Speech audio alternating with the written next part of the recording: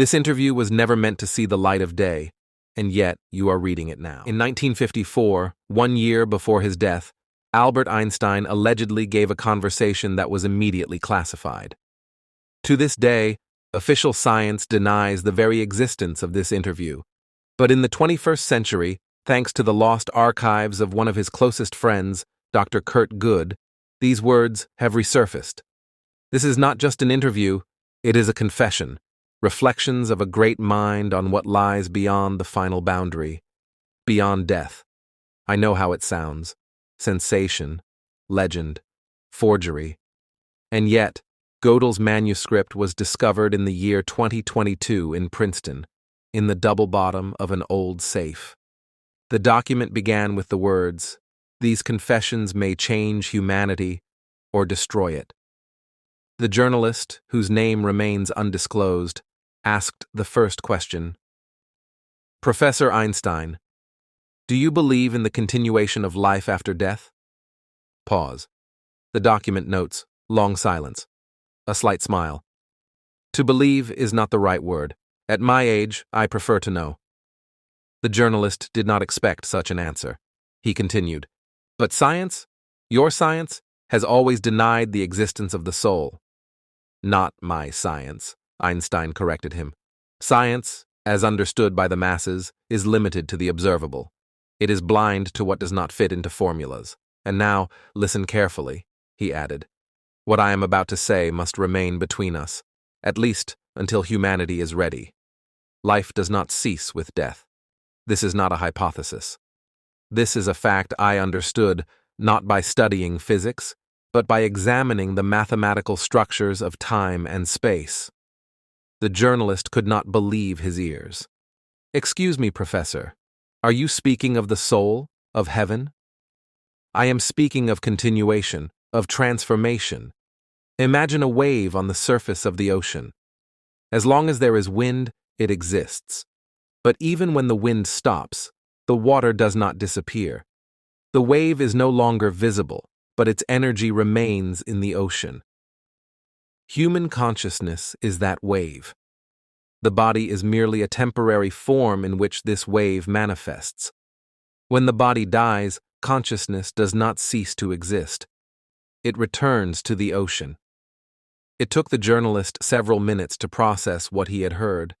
But how does this align with the theory of relativity?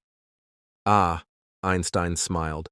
"The theory of relativity concerns matter and energy, but another element has always eluded the formulas: the observer.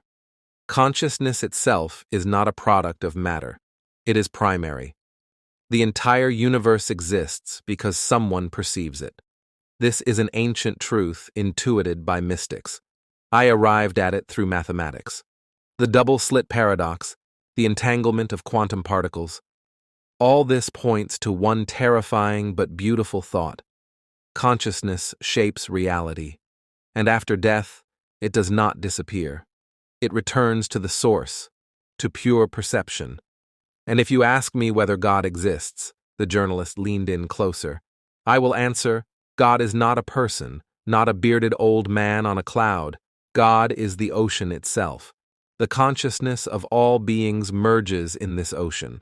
That is why no one who has ever lived disappears forever. Death is not the end. It is a return home." The journalist raised his eyes from the notebook. Somewhere outside, the wind rumbled dully. The spring of 1954 was cold and restless. "Professor, forgive my bluntness, but how can a scientist of your level assert something so metaphysical?" Einstein leaned forward. His gaze became serious, almost heavy.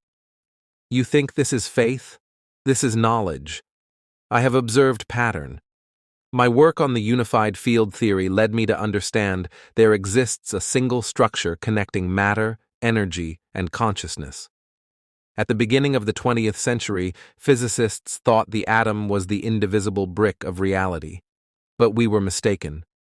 Beyond the atom lies emptiness.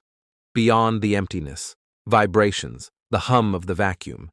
And beyond that, Einstein paused. Mind. Are you familiar with the Einstein-Podolsky-Rosen paradox? Yes, quantum entanglement, when two particles, once having interacted, remain connected regardless of the distance between them. This is not just physics, it is a hint. Connection is the foundation of existence. If particles can be connected across space, why cannot consciousnesses be connected across death? The journalist swallowed hard. The room noticeably grew colder. Professor, but this means… Yes, Einstein nodded. Consciousness is non-local. It is not bound to the brain. The brain is an antenna, a receiver, and the source lies beyond time and space. Death is not the destruction of the antenna. It is merely the disconnection of one channel of communication. But the ether remains, like radio waves that continue to exist even if the receiver is broken. The journalist looked back at his notes. His hand was trembling. Forgive me, but why did you decide to speak about this now? Because time is running out, Einstein said quietly. I am already at the threshold, and the truth must not pass away with me. Humanity stands on the brink of the greatest discovery, the understanding that death is not the enemy. It is a transition. But if this truth becomes known too soon, it can be distorted, used for power, for manipulation. This explains my silence all these years. But I feel the era of materialism is coming to an end. Soon, science and spirituality will merge, and then a path will open. At that moment, the sound of a clock was heard in the room. It struck midnight 12 times.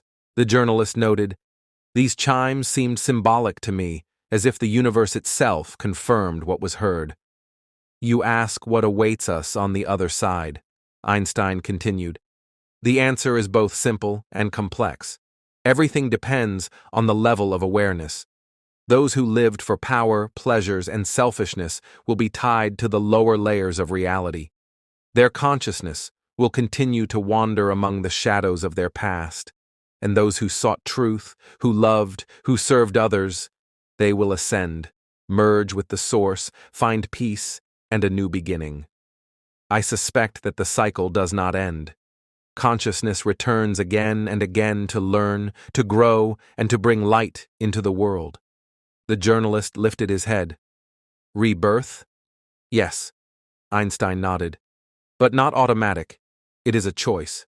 Free will is the highest law, and when consciousness is ready, it can leave the cycle. Then comes what the ancients called liberation. In that moment, individuality does not die, but dissolves into the ocean of light, without fear, without pain, only love. He looked out the window into the dark night sky. We are all travelers, and death is not a wall. It is a door. Silence hung in the room. The journalist felt that if he asked even one more question, he might hear something that would change him forever, but it was impossible to resist. Professor, if this is so, why do other great minds not speak of it? Why the silence? Einstein smiled sadly. Because the truth is both too simple and too dangerous. The scientist fears being ridiculed. Religion fears losing power. Politicians fear losing control. Truth is free, and everyone who is accustomed to ruling fears freedom. Some knew, Newton, Planck, Tesla, even Darwin, by the end of his life, suspected that something greater than mere chance lay behind evolution. But each of them chose silence or spoke in allegories. I myself was silent almost my entire life. Only now, as my body yields and my spirit prepares for transition, do I feel the right to speak openly. The journalist recorded every word. His heart was beating as if he stood on the edge of an abyss. Einstein continued, Recently I reviewed my famous equation, E equals mc squared. This formula revealed to the world the equivalence of mass and energy, but there is another level which I have not spoken of publicly. Consciousness is also energy, a very subtle form of energy, and by analogy, it can be transformed. When the body dies, the energy of consciousness passes into another form. In other dimensions, it is called by different names: soul, Atman, quantum of consciousness. That does not matter. What matters is that it continues. The journalist quietly asked, "Then death does not exist?" Death exists, but not in the way people understand it. There is the death of form, the death of the body, the death of the personality connected to a particular life. But the essence is immortal. Just as energy cannot disappear, only change form, so too does consciousness not die. All who have ever lived still exist in other levels of reality, in other states. Their thoughts, emotions, experiences, all are preserved in a vast field that some call the Akasha. Moreover, we are connected to this field constantly. Intuition, déjà vu, premonitions, these are echoes of this connection. The journalist nodded. He recalled his own moments of strange foreknowledge and sensations that could not be explained. But if this is true, he paused, searching for words. Then why suffering? Illness? Loss? Einstein looked at him with a long gaze. Suffering is a school. Without the experience of pain, consciousness cannot develop. Just as muscles grow under strain, so the spirit is strengthened through trials. Each life is a lesson. Even the hardest destinies have a purpose, though the human mind cannot always understand it. When we leave this place, much will become clear. And then we will understand. No one has ever truly been alone. All paths lead to unity. The clock outside struck again once. It was 1 o'clock in the morning. "But there is something I must add," Einstein suddenly said. His voice became firm. "In recent years, I have begun to notice a dangerous trend. Humanity is rapidly moving toward division. Technology advances, but morality lags behind. People forget their connection to each other. They see enemies instead of reflections of themselves. This is dangerous. Very dangerous. If humanity does not realize its true nature, it may not survive the next century. The choice is ours. Either we accept the truth, we are all one, or we destroy ourselves." He looked into the journalist's eyes. "That is why I decided to give this interview, perhaps my last. Let my words serve as a reminder. Death is not the end. The enemy is not another person. The enemy is ignorance. Knowledge is light, and light conquers darkness." The journalist could no longer hold back his emotions.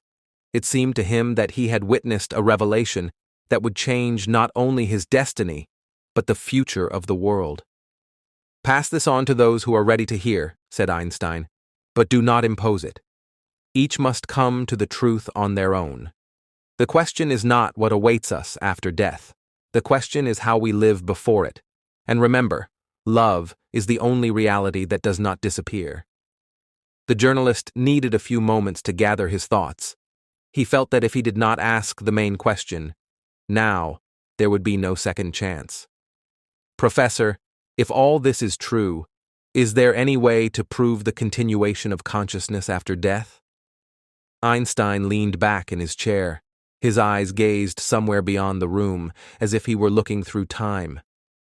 "The scientific method requires reproducibility and measurability. But there are phenomena that cannot be repeated in a laboratory. Their proof is the very fact of their existence, memories of past lives in children, phenomena of quantum entanglement that cannot be explained without recognizing non-material connections, cases of clinical death, where people described events that occurred outside their physical bodies. Science will deny this until the very end. But denial is not refutation. Quantum physics has already broken a gap in the wall of materialism. Time is not absolute. Space is not empty. Matter is an illusion of density. Everything is energy. Everything is consciousness. In the future, scientists will create new devices. They will be able to record changes in the fields of consciousness after the death of the body. It is a matter of time.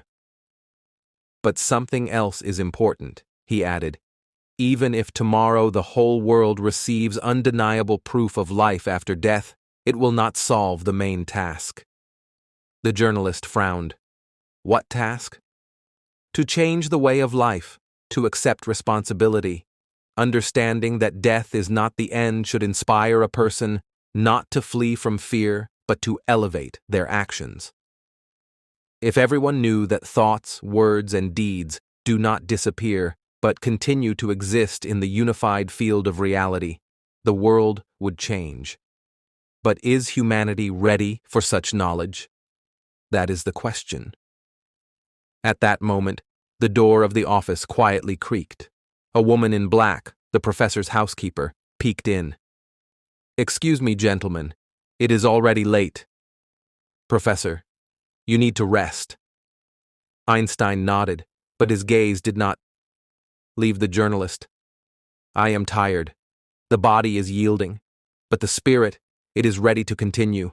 If someday, in 10, 20, 100 years, someone reads this interview, let them know I was not a mystic. I was a seeker of truth.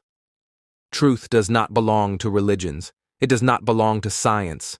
It belongs to those who seek." And now he stood up with difficulty. "It is time to say goodbye. But this is not farewell forever. We will meet again, where all paths converge." The journalist rose, words stuck in his throat. Instead, he simply nodded. "Remember," Einstein's final phrase sounded almost a whisper, "death is awakening for those who are ready to see." He extended his hand. Their handshake was firm and warm. "Protect the light. The world is not yet ready, but the time will come." With these words, Albert Einstein turned toward the window, where the pale pre-dawn light was already appearing. The journalist stood by the door, unable to utter a word. Silence reigned in the room. Only somewhere outside, a lone thrush began to sing, heralding the beginning of a new day. Professor Einstein approached the window and looked at the brightening sky. "You know," he said quietly, "in my youth, it seemed to me that the most important thing was to discover the laws of the universe, to find a formula that would explain everything. But over the years, I realized the most difficult task is to understand oneself, one's connection to others. Science can be comprehended, but the meaning of life each person discovers for themselves." He paused, then added, "We fear death because we fear losing. But there is nothing to lose. All that is true remains with us: love, good deeds, memories. All this moves forward, even if we do not always understand how." The journalist closed his notebook. "Thank you, Professor. I will preserve your words." Einstein smiled, slightly sadly but warmly. Not to be repeated, but to be reflected upon. He extended his hand. They shook hands, simply, humanly. Live not in fear, live in search. That is all that matters. The journalist stepped out into the morning chill. Behind him, the door slowly closed. The day began as usual, but inside, something had changed. He walked along the alley where the first spring leaves were just budding and thought, "It does not matter what awaits us later. What matters is what we do now." He wrote these words on the last page of his notebook and never opened it again. Thank you for staying with us and watching this video to the end. If this story made you think, support us with a like. It helps us share important reflections with even more people. Subscribe to the channel so you don't miss new episodes. Ahead are many more stories that will help you look at familiar things from a new perspective. Write in the comments what you think about Einstein's words. We always read your thoughts and value every opinion. See you again. And remember, the truth does not always shout. Sometimes it whispers.